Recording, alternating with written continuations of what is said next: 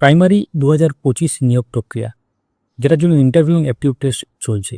কিন্তু এখন সবথেকে বড় প্রশ্ন হচ্ছে, এই বিধানসভা নির্বাচনের আবহে এই নিয়োগ প্রক্রিয়া কি থমকে যাবে, বা ইন্টারভিউ প্রক্রিয়া বা অ্যাপটিউড টেস্টের যে প্রক্রিয়াটা চলছে সেটা কি থেমে যেতে পারে? এই নিয়ে আজকের আলোচনা। অবশ্যই সঙ্গে থাকুন, আমাদেরকে সাবস্ক্রাইব বা ফলো করে শুরু করা যাক। তো ইতিমধ্যে আপনারা অবগত আছেন যে পঞ্চম থেকে দশম ফেজ পর্যন্ত এবং তার যে শিডিউল সেটা কিন্তু পর্ষদ প্রকাশ করেছে। কিছুর মধ্যে শুরু হবে, একদম চলবে এখন 1-2 মাস পর্যন্ত। সেই শিডিউল আপনারা দেখেছেন, এবং সেক্ষেত্রে মার্চ, এপ্রিল, মে এগুলো কিন্তু এর মধ্যে আছে। তো কোন কোন জেলায় কবে সেটা নিয়ে ভিডিও আমরা অলরেডি শেয়ার করেছি, কিন্তু সেটা অলরেডি আপনারা দেখেছেন। না দেখে থাকলে দেখবেন আমাদের ভিডিও বা পর্ষদের অফিসিয়াল ওয়েবসাইটে গিয়ে নোটিফিকেশান ডাউনলোড করেও দেখতে পারেন। তো প্রশ্নটা তাহলে কি, যেটা আপনাদের মনে ঘোরাঘুরি হচ্ছে, যে এই যে ভোটের আবহ, এই ভোটের আবহের মধ্যে কি এই নিয়োগ প্রক্রিয়া থমকে যাবে? একটা ব্যাপার আপনাদের জানতে হবে, এমসিসি লাগু হয়, নির্বাচন কমিশনের আন্ডারে চলে যায়, মডেল কোড অফ কন্ডাক্ট।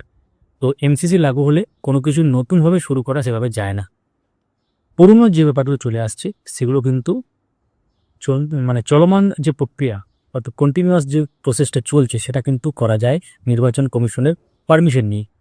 তো যেহেতু প্রাইমারি রিক্রুটমেন্ট 2025-এর নোটিফিকেশান অনেক আগেই, তারপরে ইন্টারভিউ অ্যাপটিউড টেস্টের নোটিফিকেশানও আগে, এবং পর্ষদ সেটা অলরেডি দিয়ে দিয়েছে। যদি ধরা হয় যে মেন নোটিফিকেশানটাও আগে এসেছে এবং ইন্টারভিউ অ্যাপটিউড টেস্টের যে নোটিফিকেশান বিভিন্ন জেলার যে শিডিউলটা সেটাও তো এসেছে আগেই, সেটা অলরেডি চলে এসেছে। তো এখন এটা মাঝপথে বন্ধ হওয়ার সম্ভাবনা খুবই কম। এটা কিন্তু চালিয়ে যেতে পারে পর্ষদ চাইলে, কারণ ভোটের যে জন্য যে এমসিসি লাগু হবে, নতুনভাবে নোটিশ বা নতুন কোনো প্রক্রিয়া শুরু করা যাবে না, কিন্তু পুরনো যেগুলো চলে আসছে সেগুলো কিন্তু চালানো যাবে বলে ব্যাপারটা আছে আর। তো এখন দেখার বিষয়ে সময় বলবে কি হতে চলেছে। তো আপনারা কমেন্টে জানাবেন আপনারা কোন জেলার জন্য অ্যাপ্লাই করেছেন, আপনার ইন্টারভিউ হয়ে গেছে, না পরবর্তী শিডিউল আছে, না পরবর্তী শিডিউলও নেই, আরও পরবর্তী ক্ষেত্রে যে শিডিউল আসবে সেটাতে থাকার সম্ভাবনা আছে। ভিডিওটি লাইক করুন, সবার সাথে শেয়ার করুন। আপনারা অবশ্যই এইচএস, মাধ্যমিক, ট্রেনিং এবং আদার্স যে মার্কস সেগুলো কিন্তু কমেন্টে লিখবেন কত আছে। মাধ্যমিকের ক্ষেত্রে 100% ইজ ইকুয়াল টু 5, এইচএসের ক্ষেত্রে 10 এবং ট্রেনিংয়ের ক্ষেত্রে 15, এভাবে কিন্তু লিখতে পারেন। এবং এক্সট্রা কারিকুলার অ্যাক্টিভিটিজ যদি থেকে থাকে সেটার জন্য লিখতে পারেন।